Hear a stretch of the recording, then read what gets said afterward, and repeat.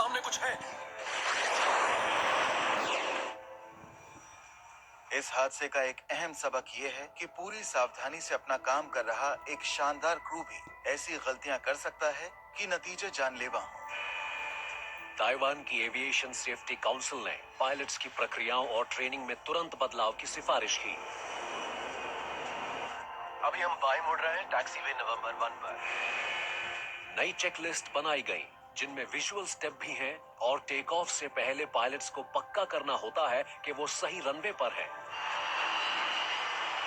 Singapore 006 ने हमें एक बार फिर से याद दिला दिया है कि अगर कॉकपिट में किसी बात को लेकर कोई शक हो और आप जमीन पर हों तो आपको रुककर पहले उसे सुलझा लेना चाहिए। खासकर जब मौसम खराब हो, ज्यादा दूर तक साफ दिखाई नहीं दे रहा हो तो आपको पक्का कर लेना चाहिए कि आपका विमान कहां पर है। सिंगापुर 6 का ये हादसा पहला मौका नहीं था जब टेक ऑफ के दौरान कई गलत कदमों की वजह से तबाही हुई थी। Detroit metropolitan airport. रोज 1100 से ज्यादा विमान इसके 4 रनवेज में से किसी एक का इस्तेमाल करते हैं। नॉर्थ वेस्ट एयरलाइंस की फ्लाइट 255 फीनिक्स एरिजोना जा रहा एक MD-80 विमान है। इसमें 149 यात्री मौजूद हैं। इसकी कमांड कैप्टन जॉन माउस के हाथों में है। लास वेगस के मूल निवासी 57 साल के माउस अनुभवी पायलट हैं। इनके फर्स्ट ऑफिसर गलीना इलिनॉय के 35 साल के डेविड डॉड्स हैं। ये देखो, आज डिट्रॉइट और फीनिक्स के बीच की उड़ान के रास्ते पर तूफान का साया है। कई विमान तेजी से एयरपोर्ट की ओर बढ़ रहे हैं। यहाँ एक लाइन है और लगभग 40 किलोमीटर चौड़ी दूसरी लाइन यहाँ पर है। अगर हम यहाँ से तेजी से निकल जाएं तो देर नहीं होगी। नॉर्थ वेस्ट 255 जाने की इजाजत है। पहले ही आधा घंटे की देरी हो चुकी है और अब फ्लाइट 255 को रनवे पर जाने की इजाजत मिल गई। चेकलिस्ट की पूरी जांच कर लेते हैं। Brakes set, windshield heat is on, boost pumps we have got 6, pump and pressure on and checked। अरे नहीं, बारिश शुरू हो गई। तूफान से बचने के लिए इन्हें तुरंत टेक ऑफ करना होगा। सब कुछ सही है। बिफोर स्टार्ट चेकलिस्ट पूरी हो गई है। फ्लाइट 255 गेट से रवाना होकर रनवे की ओर बढ़ी, लेकिन खराब मौसम ने नॉर्थ वेस्ट 255 आप चार्ली रनवे 3 सेंटर से जा सकते हैं। इन्हें आखिरी समय पर रनवे बदलने के लिए मजबूर कर दिया। Okay, out to Charlie four 3 centre north west 255। Charlie four 3 centre right. Okay. Ladies and gentleman, अभी हम रवाना होने के लिए पहले नंबर पर हैं। 2 मिनट में हम टेक ऑफ के लिए चल पड़ेंगे। यहाँ बिल्कुल अंधेरा है। चार्ली कहाँ पर है?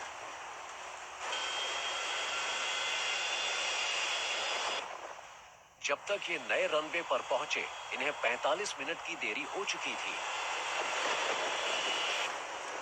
North west 255 runway 3 centre take off के लिए क्लियर है। फ्लाइट 255 रनवे 3C पर तेजी से आगे बढ़ी। 185 किलोमीटर। 31 रोटेट। पायलट्स ने उड़ान भरने के लिए विमान के अगले हिस्से को ऊपर उठाया, लेकिन जमीन से 15 मीटर ऊपर पहुंचते ही फ्लाइट 255 मुश्किलों से घिर गई।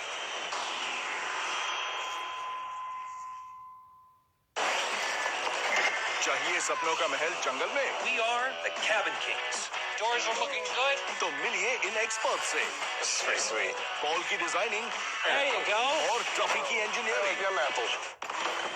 थोड़ा पागलपन, थोड़ी अकलमंदी We take the army truck and we build a camp on top of it. और ये सपनों का महल तैयार। Building wild special partner Bajaj Pulsar and Colgate. गुरुवार और शुक्रवार रात 9 बजे नेशनल जियोग्राफिक पर।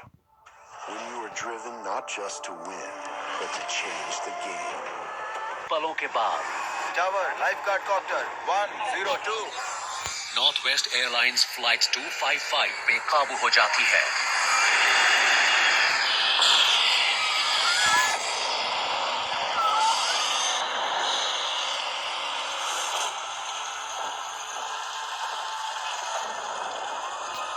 इसका मलबा 1.5 किलोमीटर में फैल जाता है। कमाल की बात है कि 4 साल की एक बच्ची इस हादसे में बच जाती है। बचाव कर्मियों ने कई घंटों तक मलबे में जिंदा बचे लोगों को ढूंढने की कोशिश की, लेकिन सिर्फ वो छोटी लड़की ही बची थी। इस हादसे में कैप्टन माउस और फर्स्ट ऑफिसर डॉज समेत विमान में सवार 154 लोग मारे जाते हैं। जमीन पर भी 2 लोगों की मौत हो जाती है, जिनकी गाड़ियों से ये विमान टकराया था।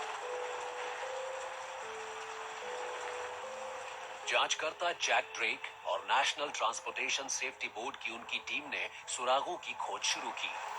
आपको गंध से ही पता चल जाता है कि आप हादसे की जगह पर हैं, क्योंकि वहां पर जले हुए प्लास्टिक और केरोसिन की गंध फैली होती है। फायर रिटार्डेंट फोम की गंध भी होती है, जो सबसे अलग होती है। कॉकपिट वॉइस रिकॉर्डर सही सलामत है, लेकिन हादसे में फ्लाइट डेटा रिकॉर्डर को नुकसान पहुंचा है। दोनों रिकॉर्डर्स को वॉशिंगटन डीसी में एनटीएसबी लैब में भेजा गया। जॉन क्लार्क इस टीम के फ्लाइट परफॉर्मेंस इंजीनियर हैं। विमान कहां और क्यों गिरा, इसका पता लगाने के लिए इन्होंने जमीन पर मौजूद निशान और टक्कर के चिन्ह ढूंढे और चश्मदीदों से पूछताछ की। जब मैंने पहली बार मलबे को देखा तो मैं तुरंत हिसाब लगाने लगा कि ये विमान कहां और कैसे टकराया था। ये नहीं कि मलबा कहां पड़ा हुआ था, बल्कि ये देखा कि किस जगह पर विमान नीचे आ रहा था। चश्मदीदों के अनुसार फ्लाइट 255 ने नोज हाई पोजीशन में उड़ान भरी थी, लेकिन वो ज्यादा ऊपर नहीं जा पाया था।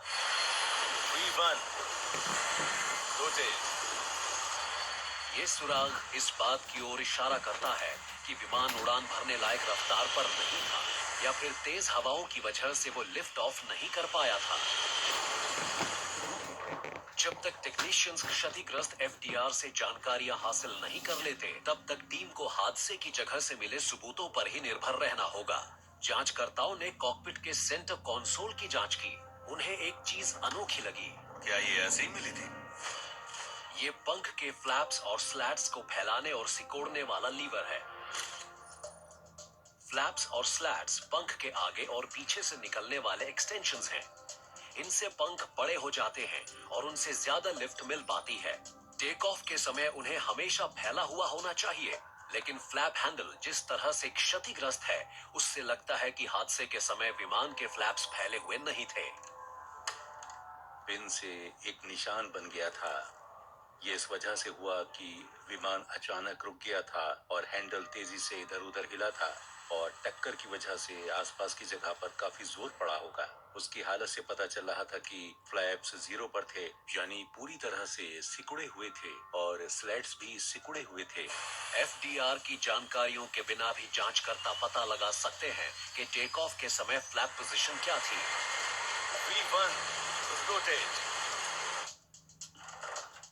फ्लैप्स और स्लैट्स पंखों से गुजरने वाले केबल्स की मदद से खुलते और बंद होते हैं। स्लैट सिस्टम के हर हिस्से का अपना ड्राइव सिस्टम होता है, और पंख के बीच से गुजरे एक लाइट पोल ने उनमें से एक को तोड़ दिया था। बाएं पंख पर गौर करने पर जांचकर्ताओं ने देखा कि खंभे से टकराने की वजह से स्लैट्स को नियंत्रित करने वाली केबल 2 टुकड़ों में टूट गई थी। उसकी जांच करके ये लोग बता सकते थे कि स्लैट्स और फ्लैप्स फैले हुए थे या सिकुड़े हुए।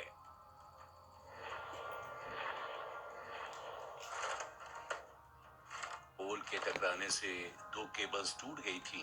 दोनों छोरों को मिलाने पर पता चल रहा था कि स्लैट्स पूरी तरह से बंद थे। एफडीआर से जानकारियां हासिल होने पर पता चल गया कि उस टूटी हुई केबल से मिल रहे संकेत सही थे। टेक ऑफ के समय फ्लैप्स फैले हुए नहीं थे। ये एक बड़ी कामयाबी थी। अब जैक ड्रेक को पता चला कि फ्लाइट 255 किस वजह से गिरी थी, लेकिन फ्लाइट डेटा रिकॉर्डर एक बड़े सवाल का जवाब नहीं दे सकता। फ्लैप्स क्यों नहीं फैलाए गए थे? न जाने कैसे एक अनुभवी क्रू ने विमान के टेक ऑफ के दौरान एक जानलेवा गलती होने दी। नॉर्थ वेस्ट एयरलाइंस फ्लाइट 255 का क्रू टेक ऑफ के समय फ्लैप्स को फैलाने में नाकाम क्यों रहा? इसकी वजह ढूंढने के लिए जांचकर्ताओं ने कॉकपिट वॉइस रिकॉर्डर को फिर से सुना। इससे पता चला कि आखिरी पल में रनवे बदलने से कॉकपिट में उलझन का माहौल था। नॉर्थ वेस्ट 255, आप चार्ली रनवे 3 सेंटर से जा सकते हैं। क्या उन्होंने कहा 3 सेंटर? 3 सेंटर, इसीलिए मैं सोच रहा था कि हमें उस रास्ते से जाना होगा। मुझे लगा था 2 बार। उन्होंने गलत मोड़ ले लिया था, जिससे उलझन हुई होगी, क्योंकि उन्हें अलग रास्ते पर जाना पड़ा था। ग्राउंड नॉर्थ वेस्ट 255, मुझे लगता है हम चार्ली से होते हुए गए थे, अब 3 सेंटर राइट जा रहे हैं। North west 255, affirmative, make a left turn.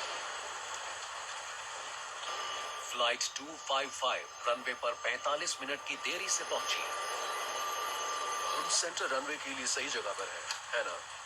रास्ता भटकने से पहले फ्लाइट 255 के क्रू ने कई चेकलिस्ट की जांच की थी, लेकिन वो टैक्सी चेकलिस्ट भूल गए थे। उन्होंने शायद चेकलिस्ट पर गौर नहीं किया, और इस चेकलिस्ट में रवाना होने के लिए विमान का कॉन्फ़िगरेशन सबसे अहम होता है।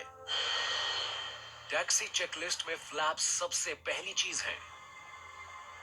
क्रू ने इस चेकलिस्ट की जांच नहीं की, इसलिए वो अपने फ्लैप्स को टेक ऑफ पोजीशन में रखना भूल गए। मुझे लगता है चार्ली शायद उधर। नहीं, ये चार्ली है। पक्का? लगता तो है। उन्हें जिस समय इस चेकलिस्ट की जांच करनी चाहिए थी, वो जांच उन्होंने उस समय नहीं की। ध्यान भटकाने वाले कई कारणों के एक साथ जमा हो जाने से वो उसकी जांच करने की सामान्य स्थिति से काफी दूर होते चले गए। चेकलिस्ट्स के बाद बचाव का एक आखिरी उपाय है, जो पायलट्स को फ्लैप्स को सेट किए बिना उड़ान भरने से रोकता है। बंद फ्लैप्स के साथ रनवे पर दौड़ते समय एक अलार्म बजना चाहिए था। हो सकता है कि वो बजा हो, लेकिन हम सुन नहीं पा रहे हो। लेकिन सीवीआर पर कोई अलार्म सुनाई नहीं दिया। जब जांचकर्ताओं ने MD-80 के पायलट से बातचीत की थी, उन्हें पता चला कि कई बार टेक ऑफ कॉन्फ़िगरेशन वार्निंग से बहुत दिक्कत होती थी। Flaps. Slats. Flaps. अगर आप एक ही इंजन चालू करके आगे बढ़ रहे हैं तो आपको चलने के लिए उस इंजन की रफ्तार बढ़ानी पड़ती है और टेक ऑफ वार्निंग सिस्टम चालू हो जाता है। उसके लगातार चलते रहने से घबराहट होने लगती है, और यही वजह है कि पायलट्स अक्सर टेक ऑफ वार्निंग्स को बंद कर देते हैं। जांचकर्ताओं को शक है कि परेशान करने वाली टेक ऑफ वार्निंग से बचने के लिए फ्लाइट 255 में एक ब्रेकर का इस्तेमाल किया गया था।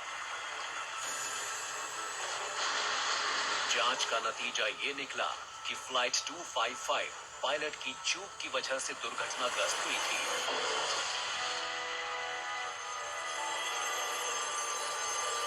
FAA ने बेवजह परेशान करने वाले अलार्म से बचने के लिए सभी कमर्शियल जेटलाइनर्स के अलार्म सिस्टम में बदलाव के आदेश दिए। मुझे लगता है कि इससे एक बड़ा सबक ये मिला कि चेकलिस्ट का कड़ाई से पालन करना बहुत अहम है। मेरी समझ में चेकलिस्ट पूरी फ्लाइट को सही सलामत रखने वाली चीज है, उसका पूरी तरह से पालन किया जाना चाहिए। फ्लाइट 255 के जानलेवा हादसे के 21 साल बाद एक और दुर्घटना ने साबित कर दिया कि अब भी फ्लाइट क्रूज टेक ऑफ के दौरान अहम कदमों से चूक कर रहे थे। Madrid Barajas airport, Spain. Ladies and gentleman, सब्र रखने के लिए शुक्रिया। उम्मीद है कि हम जल्दी ही रवाना हो जाएंगे। आखिरी मिनट में स्पैन एयर फ्लाइट 5022 को देर हो गई। इसके टेम्परेचर प्रोब में कोई समस्या है। उसकी जांच के लिए एयर कंडीशनिंग बंद कर दी गई। यात्री गर्मी से परेशान हैं।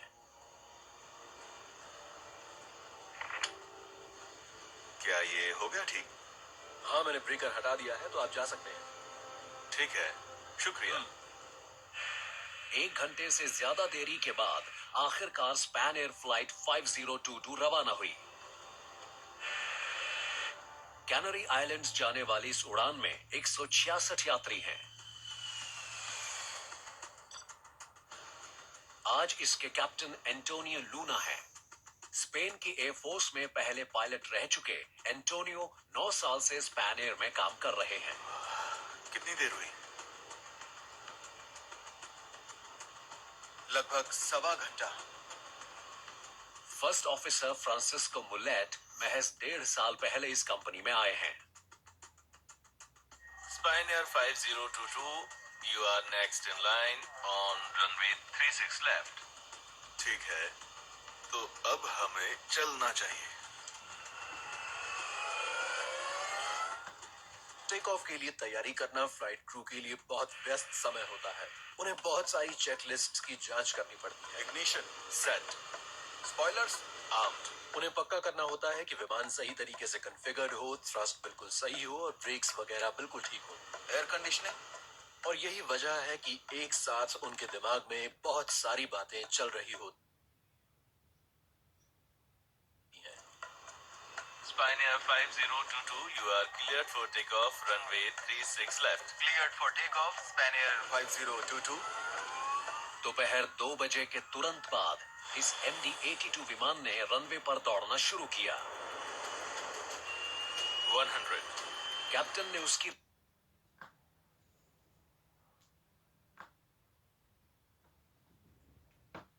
रफ्तार पर नजर रखी। 291 किलोमीटर प्रति घंटा की रफ्तार से पहले ये लिफ्ट ऑफ नहीं कर सकते।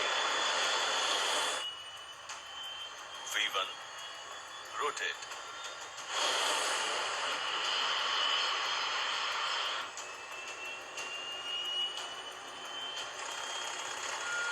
अचानक एक अलार्म बजता है। कोई गड़बड़ी है। इंजन नाकाम हो गया।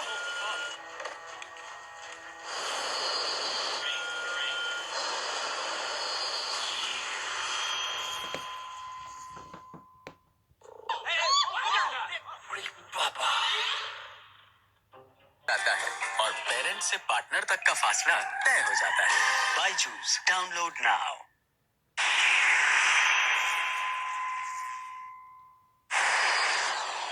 मैड्रिड बराहास एयरपोर्ट पर एक MD-82 हादसे के करीब है।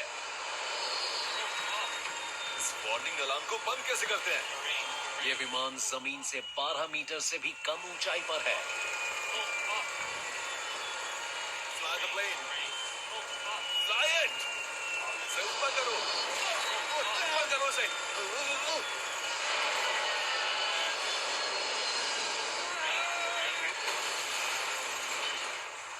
टेक ऑफ के महज कुछ पलों के भीतर फ्लाइट 5022 रनवे के पास मौजूद एक नदी के किनारे टकरा कर गिर गई।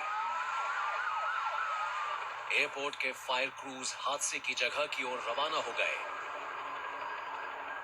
172 लोगों के साथ रवाना हुआ ये विमान अब लगभग 800 मीटर में फैले मलबे में तब्दील हो चुका था।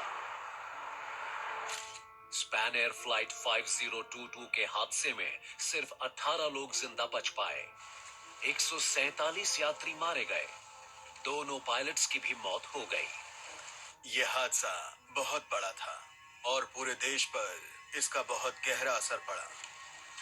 स्पेन ने 25 वर्षों के इतिहास में देश के सबसे बुरे हवाई हादसे की जांच के लिए एक्सपर्ट्स की एक अंतर्राष्ट्रीय टीम नियुक्त की। अच्छा ठीक है, लगता है हमें इस पर काफी मेहनत करनी होगी। जमीन पर मौजूद निशानों से साफ पता चल रहा है पहली टक्कर यहां पर हुई कि फ्लाइट 5022 कितनी जल्दी जमीन से टकरा गई थी। इसके पहली बार जमीन से टकराने के निशान रनवे से महज 60 मीटर दूर हैं। फिर ये विमान एक सड़क के ऊपर से गुजरा और 550 मीटर तक घिसटकर नदी के दूसरे किनारे से जा टकराया। इस विमान ने रनवे से लेकर एयरपोर्ट की दीवार के किनारे तक एक निशान छोड़ा था, तो जांचकर्ताओं के सामने ये बिल्कुल साफ था कि उड़ान भरते ही इस विमान में कोई बड़ी खामी पैदा हो गई थी। जांचकर्ता सोच रहे हैं कि क्या इंजन के नाकाम होने से टेक ऑफ सही ढंग से नहीं हो पाया। अगर पूरे इंजन में कीचड़, मिट्टी और घास मिले तो ये पता चल जाता है कि हादसे के समय इंजन सही ढंग से चल रहे थे। दोनों इंजन्स में हादसे के दौरान उड़ा हुआ मलबा भरा हुआ था। इसका मतलब है कि टक्कर के समय इंजन्स चालू थे। इंजन सही सलामत है, लेकिन किसी चीज ने विमान को ऊपर उठने से रोका। हादसे के दिन काम कर रहे कंट्रोलर्स ने एक सुराग दिया। टेक ऑफ से ठीक पहले उनके विमान को मरम्मत की जरूरत हुई थी। मड्रिड स्पैनियर 5022, हमें थोड़ी दिक्कत है, हमें रनवे से हटना होगा। जांचकर्ताओं को टेम्परेचर सेंसर में गड़बड़ी के बारे में पता चला। हाँ, मैंने उसे देखा था, लेकिन कोई बड़ी बात नहीं थी। रैम एयर टेम्परेचर प्रोब कहलाने वाला यह सेंसर बाहर की हवा का तापमान नापकर उड़ान के दौरान उस जानकारी को विमान के कंप्यूटर में पहुंचाता है।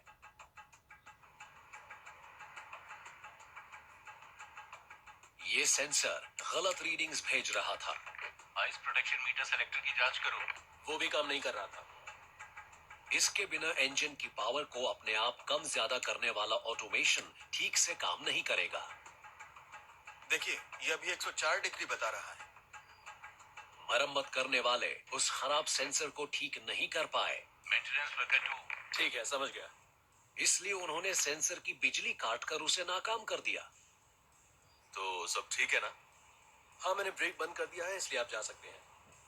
ठीक है, शुक्रिया। जांचकर्ता विचार कर रहे हैं कि क्या बंद कर दिए गए टेम्परेचर प्रोब का इस हादसे से कोई रिश्ता है, आखिर इसमें दिक्कत कैसे हो सकती है? लेकिन उन्होंने जल्द ही पक्का कर लिया कि वो प्रोब कोई जरूरी उपकरण नहीं था। क्रू खुद भी बाहर के तापमान पर नजर रखकर इंजन की पावर को उसके हिसाब से घटा बढ़ा सकता था। किसी और चीज ने इस विमान को ऊंचाई पर पहुंचने से रोका था। पंखों का कैसा मलबा बरामद हुआ है, मुझे वो सारी चीजें चाहिए। जांचकर्ताओं ने MD-82 के कंट्रोल सर्फेसेस पर गौर किया। उन्होंने उस लीवर मैकेनिज्म को बारीकी से देखा जिससे पायलट्स फ्लैप्स को एडजस्ट करते हैं। इस हादसे में फ्लैप लीवर जांच का अहम हिस्सा था। अच्छा, तो यहाँ पर ये क्या है? जीरो मार्क यानी फ्लैप्स के बंद होने की जगह पर एक गहरा निशान है। ये चौंका देने वाली जानकारी है, जिससे पता चलता है कि टेक ऑफ के समय फ्लाइट 5022 के फ्लैप्स फैले हुए नहीं थे। ये 21 साल पहले नॉर्थ वेस्ट एयरलाइंस फ्लाइट 255 के हादसे जैसा ही मामला था। क्या डिट्रॉइट की तरह मैड्रिड के पायलट्स भी टेक ऑफ से पहले फ्लैप्स को सही ढंग से सेट करना भूल गए थे? V1 आखिर किसी चीज ने उन्हें सही पोजीशन में जाने से रोक दिया। रोटेट। इस सवाल के जवाब से पता चल सकता है कि 154 लोगों की मौत क्यों हुई थी।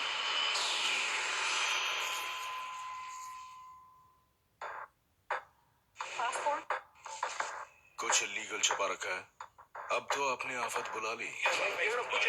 Calm down, just relax. If you want to play this game, we can play it all day. All right? खुद को चालाक समझते हो, है ना?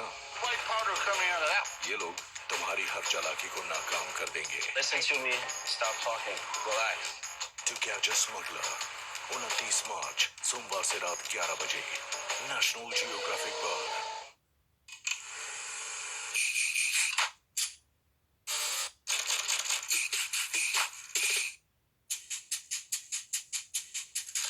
This month, the 1 p.m. movie will break only once.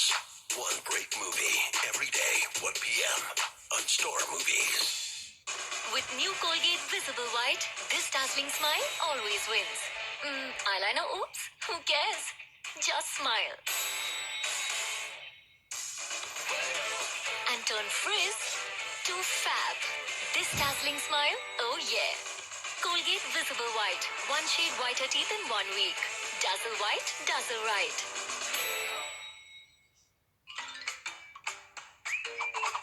Maths की प्रॉब्लम सॉल्व करना है?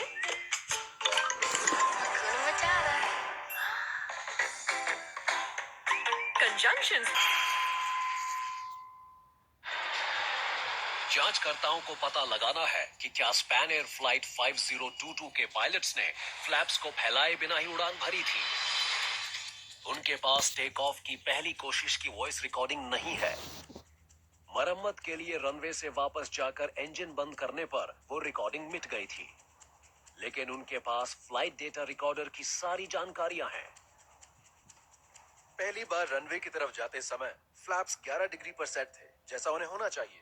फ्लाइट डेटा रिकॉर्डर से पता चला कि जब विमान पहली बार रनवे की ओर बढ़ रहा था तो उसके फ्लैप्स बिल्कुल सही ढंग से सेट थे। फिर पायलट्स को एक खराब टेम्परेचर प्रोब का पता चला। मड्रिड स्पैनियर 5022, हमें थोड़ी दिक्कत है, हमें रनवे से हटना होगा। जब क्रू मरम्मत के लिए टर्मिनल पर लौटा तो उन्होंने फ्लैप्स को बंद कर दिया। रनवे से हटने के बाद नियमों के अनुसार फ्लैप्स और स्लैट्स को बंद कर दिया जाता है। सब सही है? हाँ, मैंने ब्रेकर हटा दिया है, इसलिए आप जा सकते हैं। शुक्रिया। दोबारा रनवे की ओर जाते हुए पायलट्स को टेक ऑफ के लिए फ्लैप्स को फैला देना चाहिए था। MD-82 की चेकलिस्ट में उड़ान से पहले क्रू को फ्लैप्स और स्लैट्स की 3 बार जांच करने के निर्देश दिए गए हैं। Ignition off, air conditioning set. After start checklist में फ्लैप्स को सेट करना अंतिम चरण है। Hydraulic pumps and valve set and check. Lights. तुम अभी एयर ट्रैफिक कंट्रोल से आगे बढ़ने की इजाजत ले लो। रुको रुको रुको, ये क्या कर रहे हैं? ये उसे टोकने का सबसे गलत समय है। CVR से पता चला कि जब फर्स्ट ऑफिसर पहली बार फ्लैप्स और स्लेट्स को चेक करने वाला था, तभी कैप्टन ने उसे रेडियो कॉल करने को कहा। Ground Spanair 5022 requesting taxi instructions. Spanair 5022। उस अहम चरण को पूरा करने के लिए वो वापस चेकलिस्ट पर नहीं आए। इंसानों से गलतियां होती हैं और हम जानते हैं कि जब हम एक साथ कई काम करते हैं तो एक जरूरी बात को भूल सकते हैं। उन्होंने फ्लैप को कभी सेट नहीं किया। इसके बाद अंतिम 2 चेकलिस्ट्स में भी कैप्टन और फर्स्ट ऑफिसर इस अहम काम को करने में नाकाम रहे। Transponder set. कैबिन। 1 मिनट रुकिए, टेक ऑफ की ब्रीफिंग कहां पर है? अब जांचकर्ताओं को पता चल गया कि स्पैनियर 5022 का हादसा क्यों हुआ था।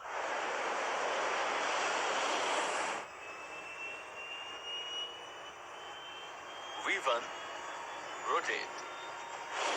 पायलट्स ने टेक ऑफ से पहले फ्लैप्स को फैलाया ही नहीं था, जिससे विमान के लिए ऊंचाई पर जाना नामुमकिन हो गया था। नॉर्थ वेस्ट फ्लाइट 255 की तरह अब जांचकर्ताओं को एक अहम सवाल का जवाब ढूंढना है। वार्निंग कहां है? अगर टेक ऑफ पोजीशन में न हो तो बिल्कुल साफ चेतावनी मिलनी चाहिए कि ये विमान टेक ऑफ के लिए बिल्कुल तैयार नहीं है। आखिर फ्लैप्स के फैले ना होने के बारे में पायलट्स को आगाह करने वाला अलार्म एक बार फिर क्यों नहीं बजा? ये नाकामियां किसी तरह से आपस में जुड़ी हैं। जांचकर्ता पता लगा रहे हैं कि क्या फ्लाइट 5022 की टेक ऑफ वार्निंग के ना बजने और खराब टेम्परेचर सेंसर के बीच कोई ताल्लुक है। ये देखिए, ये 104 डिग्री बता रहा है। जांचकर्ताओं ने टेम्परेचर सेंसर और टेक ऑफ वार्निंग के उलझे हुए रास्ते का पता लगाया। उन्हें एक अहम जानकारी मिली। सेंसर और टेक ऑफ वार्निंग दोनों एक ही इलेक्ट्रॉनिक रिले R25 रिले से होकर गुजरती हैं। हमें ये देखकर बहुत बड़ा झटका लगा कि 2 अलग-अलग सिस्टम्स जैसे टेक ऑफ वार्निंग सिस्टम और RAM air temperature probe heating दोनों एक ही उपकरण से नियंत्रित होते थे। जांचकर्ताओं को शक है कि R25 रिले के नाकाम होने से टेम्परेचर सेंसर और टेक ऑफ वार्निंग दोनों नाकाम हो गए। टेक्नीशियंस लैब में इस नाकामी जैसी हालत पैदा नहीं कर पाए, लेकिन हुआन कार्लोस लोजानो को यह अनुमान सही लगता है। यही बात है, दोनों में यही रिश्ता है। मेरी राय में रिले 25 ही टेक ऑफ वार्निंग सिस्टम की नाकामी की वजह थी। ये बिल्कुल सही है। टेक ऑफ अलार्म ना होने की वजह से पायलट्स के पास बचाव का एक अहम उपाय नहीं था। डिट्रॉइट की नॉर्थ वेस्ट एयरलाइंस के पायलट्स की ही तरह मैड्रिड का क्रू भी चेकलिस्ट्स की जांच करने में नाकाम रहा, जिससे यह हादसा हुआ।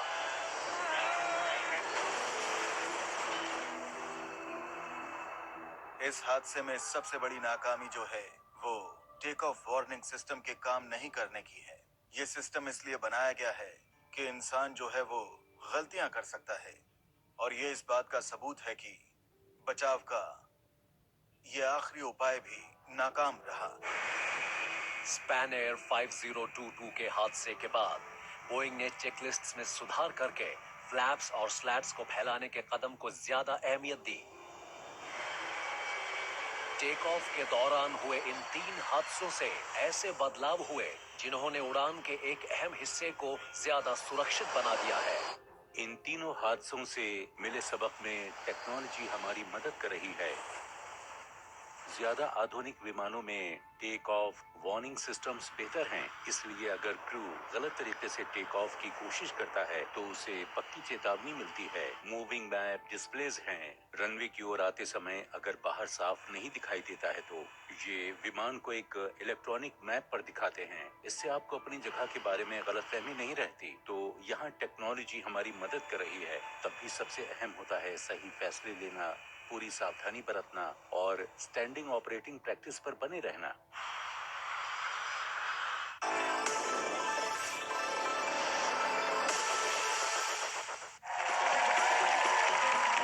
हमने इस बात का सबूत देखा है कि ड्रू का दिमाग फैसले लेने की काबिलियत में काफी तेज है। लेकिन आइए देखें कि क्या होगा जब उनकी इस काबिलियत को जांच पर डालेंगे हमारे मास्टर मेंटर